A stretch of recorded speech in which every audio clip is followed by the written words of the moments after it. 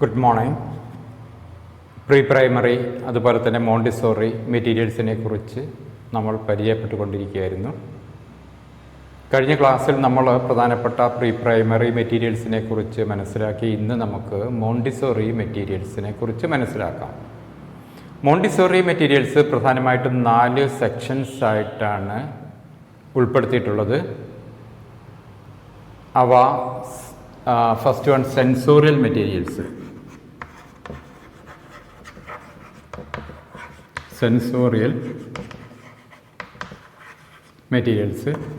Mathematics materials, second one. Mathematics materials. And third, language materials.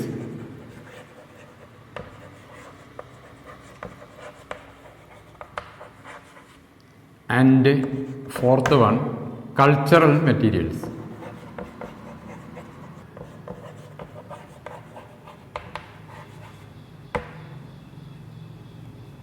ഇതൊക്കെയാണ് sensorial materials, mathematics materials, language materials and cultural materials. ഇങ്ങനെ 4ആയിട്ട് divide ചെയ്തിരിക്കുന്നു. ഇനി ഇവ ഓരോന്നിനെക്കുറിച്ച് നമുക്ക് മനസ്സിലാക്കാം. First one sensorial materials. അതായത് കുട്ടികളുടെ സെൻസസിനെ, ഇന്ദ്രിയങ്ങളെ ഡെവലപ്പ് ചെയ്യിക്കുന്നതിനുള്ള മെറ്റീരിയൽസാണ് വാസ്തവത്തിൽ എന്തെന്ന് പറയുന്നത് സെൻസോറിയൽ മെറ്റീരിയൽസ് എന്ന് പറയുന്നത്. അതിൽ പ്രധാനപ്പെട്ട ചില മെറ്റീരിയൽസ് നമുക്ക് പരിചയപ്പെടാം. ഒന്നാമതായിട്ട് പിങ്ക് ടവർ. എന്താണ് പിങ്ക് ടവർ? നമ്മൾ ഇതിനു മുമ്പ് ക്ലാസ്സുകളിൽ പറഞ്ഞിട്ടുണ്ട്. വ്യത്യസ്ത സൈസിലുള്ള 10 ബ്ലോക്കുകളാണ് അല്ലേ? അവ ക്രമത്തിൽ അടുക്കി വെക്കുകയാണ്. വാസ്തവത്തിൽ ഒരു ടവർ പോലെ അടുക്കി വെക്കുകയാണ് നമ്മൾ ചെയ്യുന്നത്. പിങ്ക് ടവർ നിർമ്മിക്കുന്നതിലൂടെ കുട്ടികൾക്ക് സൈസുകളെ കുറിച്ചുള്ള ഒരു അവബോധമുണ്ടാകുന്നു എന്നുള്ളതാണ്. വ്യത്യസ്ത അളവുകളെക്കുറിച്ചുള്ള ഒരു അവബോധം കുട്ടികളിൽ ഉണ്ടാകുന്നു.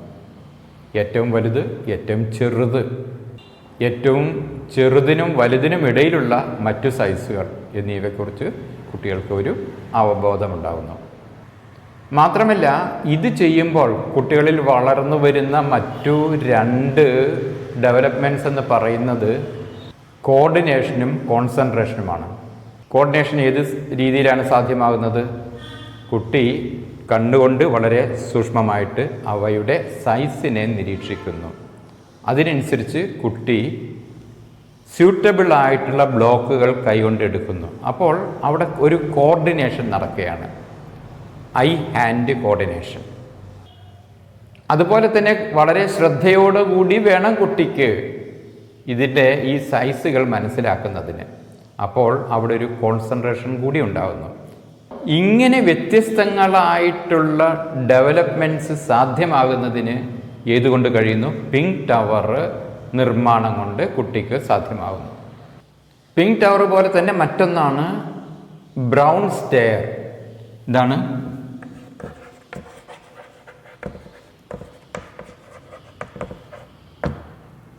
പിങ്ക് ടവർ പോലെ തന്നെ സൈസുമായി ബന്ധപ്പെട്ട മറ്റൊരു മെറ്റീരിയൽ കൂടിയാണ് എന്തെന്ന് പറയുന്നത് ബ്രൗൺ സ്റ്റെയർ എന്ന് പറയുന്നത്. ഇതും 10 ബ്ലോക്കുകൾ തന്നെയാണ്. അവയുടെ വീതി വ്യത്യസ്തമായിരിക്കും എന്ന് മാത്രം. അവ ആ ക്രമത്തിൽ അടുക്കി വെച്ചാൽ ഒരു സ്റ്റെയർ പോലെ ഉണ്ടാവും. അതുകൊണ്ടാണ് അതിനെ ബ്രൗൺ സ്റ്റെയർ എന്ന പേരിൽ വിളിക്കുന്നത്. പിങ്ക് ടവർ പിങ്ക് കളറിലാണ് സാധാരണ ഡിസൈൻ ചെയ്തിരിക്കുന്നത് എങ്കിൽ ബ്രൗൺ സ്റ്റെയറുകൾ ബ്രൗൺ കളറിലാണ് ഡിസൈൻ ചെയ്തിരിക്കുന്നത്. അതുകൊണ്ടാണ് അവയെ പിങ്ക് ടവർ എന്നും ബ്രൗൺ സ്റ്റെയർ എന്നും വ്യത്യസ്തമായ പേരുകളിൽ, നിറങ്ങളുടെ പേരുകളിൽ വിളിക്കുന്നത്. കുട്ടികൾക്ക് തിരിച്ചറിയുന്നതിന് കൂടി കളറിനെ തിരിച്ചറിയുന്നു അവിടെ. അതോടൊപ്പം തന്നെ ഈ മെറ്റീരിയൽസിൻ്റെ വ്യത്യാസവും അവർ മനസ്സിലാക്കുന്നു. അപ്പോൾ ഒരു കളർ ഡിസ്ക്രിമിനേഷൻ കൂടിയുണ്ട് ഈ പറഞ്ഞ 2 മെറ്റീരിയൽസ് നമ്മൾ പരിഗണിക്കുമ്പോൾ അല്ലേ? ഒന്ന് പിങ്ക് കളർ, മറ്റേത് ബ്രൗൺ കളർ. നീളം, വീതി, കനം തുടങ്ങിയ കൺസെപ്റ്റുകളും കുട്ടികൾ മനസ്സിലാക്കുന്നു.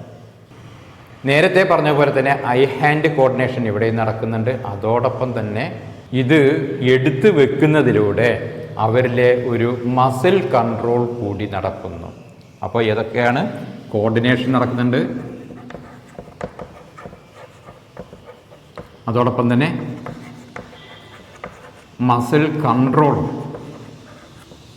ഇവിടെ നടക്കുന്നു. മറ്റൊരു ഐറ്റമാണ് നോബ് സിലിണ്ടേഴ്സ്. നോബ് സിലിണ്ടറുകൾ നമ്മളിതെല്ലാം പ്രാക്ടിക്കൽ ചെയ്തിട്ടുണ്ട്. വ്യത്യസ്ത സൈസിലുള്ള ഹോളുകൾ, ഓരോ ഹോളിനും സ്യൂട്ടാകുന്ന നോബുകൾ, ഹോളുകളുടെ സൈസും അതുപോലെ നോബിൻ്റെ സൈസും നോക്കിയിട്ട് സ്യൂട്ടബിളായിട്ട് ആ ഹോളിൽ നോബ് കടത്തി വെക്കുക എന്നുള്ളതാണ് ഈ മെറ്റീരിയൽ കൊണ്ട് ചെയ്യുന്ന വർക്ക് എന്ന് നമുക്ക് മനസ്സിലാക്കാൻ കഴിയും. ഇതിലൂടെ വ്യത്യസ്ത ഹൈറ്റുകളെക്കുറിച്ചും അതുപോലെ തന്നെ വ്യത്യസ്ത ഡയമീറ്ററുകളെക്കുറിച്ചുമുള്ള കൺസെപ്റ്റ് കുട്ടികളിൽ സൃഷ്ടിക്കാൻ കഴിയുന്നു. ഇതിലൂടെ കുട്ടികളിൽ ഉണ്ടാകുന്ന ഡെവലപ്മെൻറ്റ്, വിഷ്വൽ ആയിട്ടുള്ള ഒരു ഡെവലപ്മെൻറ്റ് കുട്ടികളിൽ ഉണ്ടാകുന്ന കാഴ്ച, അല്ലേ? കുട്ടികൾ നോക്കിയിട്ടാണ് അതിൻ്റെ സൈസും മറ്റും മനസ്സിലാക്കുന്നത്. അതുപോലെ തന്നെ ആ ഹോളിൻ്റെ വിഡ്ത്ത് അവർ മനസ്സിലാക്കുന്നത്. അപ്പോൾ ഒരു വിഷ്വൽ ഡിസ്ക്രിമിനേഷൻ ഇതിലൂടെ അവർക്ക് സാധ്യമാകുന്നു. അതുപോലെ തന്നെ ഒരു ടാക്റ്റൈൽ ഡിസ്ക്രിമിനേഷനും, ആ ഹോളിൻ്റെ അതിലെ ഹോളുകൾ ഓരോന്നും വിരലുകൾ കൊണ്ട് അളന്നുകൊണ്ട് അതിന് സമാനമായ ലെങ്തുള്ള അല്ലെങ്കിൽ ഹൈറ്റുള്ള സിലിണ്ടറുകൾ കണ്ടെത്തുന്നു. അതുപോലെ തന്നെ അതിൻ്റെ വിഡ്ത്ത് വിരലുകൾ കൊണ്ട് തന്നെ മനസ്സിലാക്കുന്നു. അതിന് സമാനമായിട്ടുള്ള സിലിണ്ടറുകളും നോക്കി മനസ്സിലാക്കുന്നു. എന്നിട്ട് സ്യൂട്ടബിളായിട്ടുള്ള സിലിണ്ടറുകൾ സ്യൂട്ടബിളായിട്ടുള്ള ഹോൾസിൽ ഇട്ടുകൊണ്ട് അവർ ആ വർക്ക് പൂർത്തിയാക്കുന്നു, അഥവാ ആ ആക്ടിവിറ്റി പൂർത്തിയാക്കുന്നു. മറ്റൊരു സെൻസോറിയൽ മെറ്റീരിയലാണ് കളർ ടാബ്ലറ്റ്സ്. വ്യത്യസ്ത കളറുകളിലുള്ള, വ്യത്യസ്ത നിറങ്ങളിലുള്ള ടാബ്ലറ്റ്സ്. കളറുകൾ മാച്ച് ചെയ്യുന്നതിനും അതുപോലെ തന്നെ ഇവ ഗ്രേഡ് ചെയ്യുന്നതിനുമാണ് കളർ ടാബ്ലറ്റ്സ് ഉപയോഗപ്പെടുത്തുന്നത്. അപ്പോൾ മാച്ചിങ്, ഗ്രേഡിംഗ് എന്നീ രണ്ട് പ്രോസസ്സ് അവിടെ നടക്കുന്നു. എന്ന് മാത്രമല്ല, നിറങ്ങളെ തിരിച്ചറിയുന്നു, കളർ റെക്കഗ്നൈസിങ്. അതുപോലെ തന്നെ ഈ ആക്ടിവിറ്റി ചെയ്യുമ്പോൾ കുട്ടികളുടെ മോട്ടോർ സ്കിൽസ് ഡെവലപ്പ് ചെയ്യുന്നു. അതുപോലെ കുട്ടികളുടെ വിഷ്വൽ ഡിസ്ക്രിമിനേഷനും ഇവിടെ സാധ്യമാകുന്നു. അതായത് ഓരോ കളറുകളും തിരിച്ചറിയുമ്പോൾ കാഴ്ച വാസ്തവത്തിൽ ഇവിടെ പരിശോധിക്കപ്പെടുകയാണ്. വ്യത്യസ്ത കളറുകളെ കുട്ടികൾ തിരിച്ചറിയുകയാണ്. അപ്പോൾ ഒരു വിഷ്വൽ ഡിസ്ക്രിമിനേഷൻ സ്വാഭാവികമായും ഇവിടെ നടക്കുകയാണ്. ഇനി മറ്റൊന്നാണ് സൗണ്ട് സിലിണ്ടേഴ്സ്. വ്യത്യസ്ത മെറ്റീരിയലുകൾ കൊണ്ട് നിറച്ച സിലിണ്ടറുകളാണ് ഈ പറഞ്ഞ സൗണ്ട് സിലിണ്ടേഴ്സ് എന്ന് പറയുന്നത്. ഈ സിലിണ്ടറുകൾ കുട്ടികൾ കയ്യിലെടുത്ത് കുലുക്കിയാൽ, ഒന്ന് ഇതേപോലെ ഷെയ്ക്ക് ചെയ്താൽ വ്യത്യസ്ത ശബ്ദങ്ങളായിരിക്കും ഓരോന്നിൽ നിന്നും പുറത്തു വരിക. അപ്പോൾ സൗണ്ട് ഡിസ്ക്രിമിനേഷനാണ് ഇവിടെ നടക്കുന്നത്. അതല്ലെങ്കിൽ ഒരു ഓഡിറ്ററി ഡിസ്ക്രിമിനേഷനാണ് ഇവിടെ നടക്കുന്നത്. വ്യത്യസ്ത ശബ്ദങ്ങളെ തിരിച്ചറിയാനുള്ള ഒരു ആക്ടിവിറ്റി കൂടിയാണ് ഈ സൗണ്ട് സിലിണ്ടറിലൂടെ കുട്ടികൾ നേടിയെടുക്കുന്നത്. ഈ ആക്ടിവിറ്റിയിലൂടെ കുട്ടികളുടെ ഓഡിറ്ററി ഡിസ്ക്രിമിനേഷനും അതുപോലെ തന്നെ കോൺസെൻട്രേഷനും വർദ്ധിക്കുന്നു. ശ്രദ്ധയോടെ കേട്ടാൽ മാത്രമാണല്ലോ കുട്ടികൾക്ക് ഇന്ന സൗണ്ടാണ് അല്ലെങ്കിൽ ആ സൗണ്ടിൻ്റെ വ്യത്യസ്തത മനസ്സിലാക്കാൻ കഴിയുക. അപ്പോൾ കോൺസെൻട്രേഷനും സൗണ്ട് ഡിസ്ക്രിമിനേഷനും അതല്ലെങ്കിൽ ഓഡിറ്ററി ഡിസ്ക്രിമിനേഷനും ഇതിലൂടെ സാധ്യമാകുന്നു.